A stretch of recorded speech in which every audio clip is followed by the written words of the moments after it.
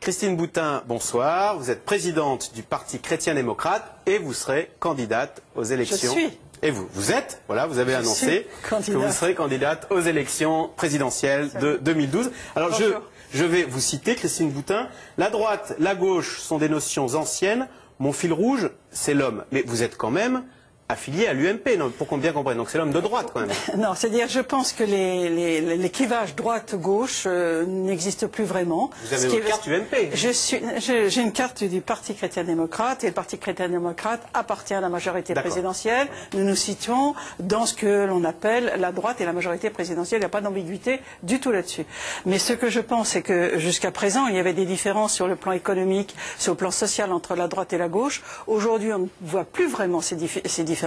Par contre, là où il y a véritablement des clivages chez les Français, c'est sur la place de l'homme. Et c'est le projet de société que je veux porter pendant cette campagne présidentielle. Alors, on va faire un tout petit peu d'arithmétique. En 2002, vous êtes déjà présenté, vous avez fait 1,2%. 1,19 si on veut être tout à fait précis. Vous êtes gentil. Le dernier sondage Ipsos, Le Monde, montre que Nicolas Sarkozy, au premier tour, il recueille 19% des voix, Marine Le Pen, 18%. Donc si on note à Nicolas Sarkozy 1,19%, ça fait 19 moins 1,2, ça fait 17,8.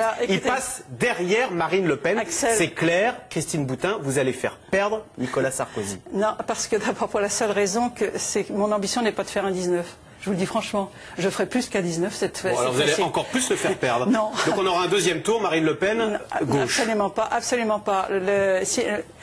Votre pression sur le 2002 à l'envers ne me fait absolument aucun effet. Je vais vous dire pour quelle raison. Le 2002 à l'envers. Vous n'y croyez pas, pour vous ? Non, absolument pas. Ah bon. Et si en 2002 il y a eu l'affaire Jospin qui n'était pas au second tour, c'est pour la simple raison que M. Jospin était un mauvais candidat. Mais tous les sondages se trompent. Non, non, je ne dis rien, je ne dis un an avant, c'est pas. Mais 2002, Jospin a été un mauvais candidat avec une mauvaise campagne. Même la gauche le reconnaît. Ce que je sais, c'est que quel que soit le candidat de la droite, il sera bon. Donc il n'y a pas de problème là-dessus. Alors, certains vont voter pour vous l'année prochaine.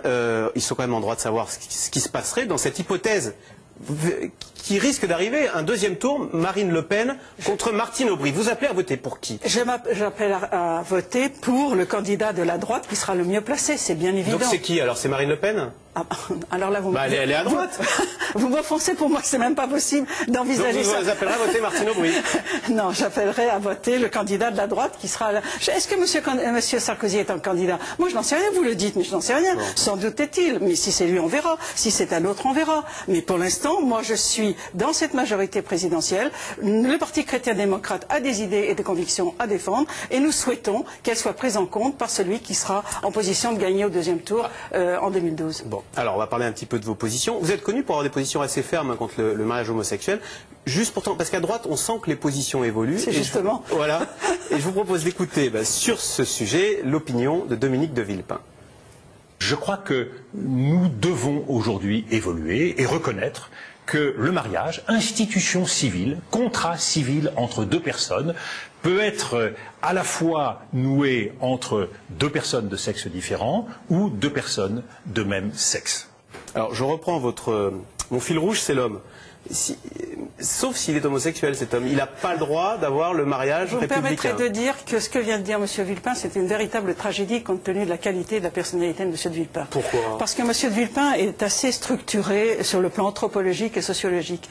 Et moi, c'est pas un problème pour moi, le mariage homosexuel. Ce qui est important pour moi, c'est de savoir sur quel fondement on construit la société. Depuis que le monde est monde, quel que soit le développement de chacune des sociétés, elle s'est toujours construite sur la différence sexuelle.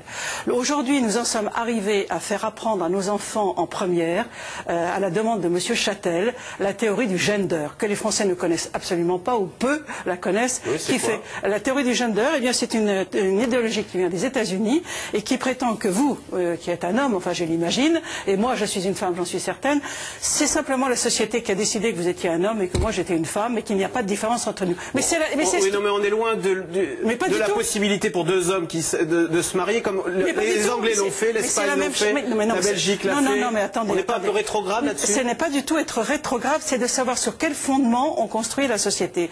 Et aujourd'hui, qu'est-ce que l'on est en train de dire? Le problème du mariage homosexuel. Moi, je ne fais pas une obsession sur le mariage homosexuel, mais vous le savez très bien. C'est l'adoption derrière qui vous fait Mais bien peur. sûr, la logique du Pax, c'était d'aller vers le mariage. On y est, et demain le mariage, ça sera l'adoption. Or, moi, je défends le plus fragile. Et le plus fragile, pour moi, c'est l'enfant. Et je pense qu'un enfant a besoin d'un papa et d'une maman, qu'il a plus de chances de pouvoir construire sa personnalité en ayant un papa et une maman qu'en ayant deux papas et deux mamans. Voilà. Pourtant, vous savez qu'aujourd'hui, il y a des tas de techniques qui font que des couples homosexuels se retrouvent avec des enfants. Ah oui, non, mais ce n'est pas parce que des couples détournent la loi ou que monsieur, je ne sais qui, fait du 180 à l'heure alors qu'il doit être au 110, son attitude doit être légalisée. C'est pas parce qu'on contourne la loi qu'il faut créer une nouvelle loi pour lui donner une raison légale. Non, non, c'est pas du tout ça. Le droit, c'est pas du tout ça. Hein. Donc le Pax, d'ailleurs, il faudrait l'abroger. Mais le Pax, il est utilisé. Je trouve, vous savez, les Français sont magnifiques. Que ce soit la gauche ou la droite, en 99, on a tous foncé, instrumentalisé. Laissez-moi terminer. Instrumentalisé par le fait que c'était pour les homosexuels. En fait, 97% utilisent vous voyez, vous aviez tort d'être contre, alors. Mais tout le monde, parce qu'on on n'a pas eu suffisamment de recul, ni la droite ni la gauche, parce qu'on s'est fait instrumentaliser par une minorité de militants homosexuels qui demandaient le Pax, parce qu'il y a des tas de personnes homosexuelles qui ne demandent pas, qui ne demandaient pas le Pax ni le mariage. Qu'il y ait l'égalité de droit, je tiens à vous le dire, l'égalité de droit, j'y tiens. Et du reste, pendant les discussions, j'avais déposé des amendements pour faire en sorte qu'il y ait l'égalité de droit, parce qu'il n'est pas normal qu'il n'y ait pas les mêmes droits pour les successions, pour l'héritage, pour les droits sociaux, etc. Mais on n'était pas obligé de créer un statut. Mais je ne voudrais pas qu'on parle uniquement de cela, franchement. Oui, mais justement, on allait parler d'autre chose. Très bien. Non, mais parce que c'est aussi le rétablissement de la blouse dont vous avez parlé l'autre jour, là, lors du 20h. Est-ce que toutes ces notions, l'avortement, c'est la France du 21e siècle, c'est notre avenir? Ou bien, parce que ça fait un peu années 50, retour aux années 50. Est-ce que vous pensez que la violence qui est dans nos écoles est véritablement l'avenir de notre pays? Et donc la blouse permettrait d'empêcher ces violences? Mais oui, parce qu'on sait parfaitement qu'aujourd'hui, il y a une compétition, parce que nous sommes tellement dans une société de consommation que ce qui intéresse beaucoup nos jeunes, c'est de savoir s'ils ont le meilleur blouson, la meilleure chaussure, le meilleur iPhone. Je pense que si il y avait cet uniforme, et c'est pas la jupe plissée, chaque établissement peut très bien avoir un code vestimentaire qui neutralise justement toutes ces marques qui perturbent les enfants, alors qu'ils devraient apprendre à écrire, lire, compter et parler français. Je trouve que ça serait déjà bien. Puisqu'on est dans l'école, quelle est votre position sur le bac? Aujourd'hui, beaucoup de gens disent oui, cette fameuse épreuve qui a fuité, il faudrait la donner les points. Et est-ce que, deuxième question, est-ce que vous pensez que le bac, pour le coup, est rétrograde et qu'il faudrait passer à un contrôle continu? La question qui est posée aujourd'hui avec cette actualité, c'est un des défis qui est devant nous. Aujourd'hui, avec une nouvelle technologie que je défends à mort, je vous cite mon site, boutin2012.fr, je vous conseille d'y aller, mais je pense vraiment que les nouvelles technologies, c'est notre avenir, c'est notre vie, c'est un défi qui est devant nous, et le secret n'est plus possible.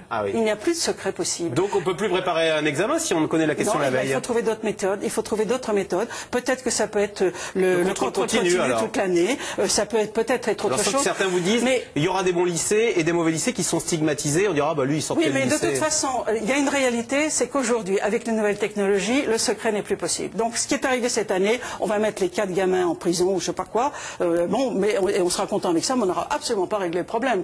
Le problème est de savoir aujourd'hui comment garder le secret. Et ce n'est plus possible à cause des technologies. C'est formidable ces technologies.